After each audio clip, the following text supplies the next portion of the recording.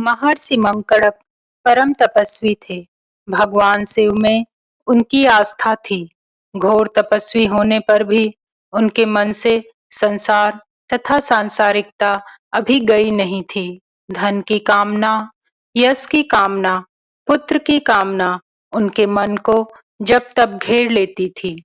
इसी सोच विचार की उधेड़ बुन में वे उलझे हुए थे। उनकी पत्नी स्वयं प्रभा उन्हें काफी दिनों से परेशान देख रही थी। उन्होंने कई तरह से अपने पति की मनोस्थिति का कारण ढूंढने की कोशिश की, पर उन्हें कुछ सूझा नहीं।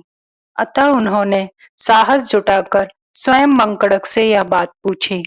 मंकड़क ने उन्हें बताया, यूं तो परेशानी और चिंता का कोई प्रत्यक्ष कारण नहीं है, पर संसार की इच्छाएं मेरे मन को घेरे हुए हैं।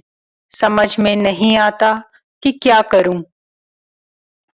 उनकी इस मनोस्थिति का समाधान करते हुए स्वयं प्रभा ने कहा, हे स्वामी, आपकी समस्या का समाधान आपके आराध्य भगवान शिव अवश्य करेंगे। उन्हीं की कृपा से आपके मन को बौद्ध प्राप्त होगा। पत्नी का कहना सही था। मंकड़क को यह उपाय ठीक लगा। उन्होंने शुभ दिन शुभ मुहूर्त पर भगवान आशुतोष की आराधना शुरू कर दी। धीरे धीरे कालक्रम के अनुसार उनका मन भगवान शिव के चरणों में एकाग्र होने लगा। उनकी तपस्या धीरे धीरे प्रगाढ़ एवं परिपक्व होने लगी और फिर वैशाख शुक्ल द्वितीया के चंद्रोदय के साथ औघड़दानी शिव मंकड़क के सामने प्रकट हो गए। उन्होंने कहा, वर मांगो। वत्स मंकड़क ने उनके सामने पुत्र की कामना प्रकट की। इस पर भगवान शिव ने कहा, वत्स, तुमने तपस्या पूर्ण की है।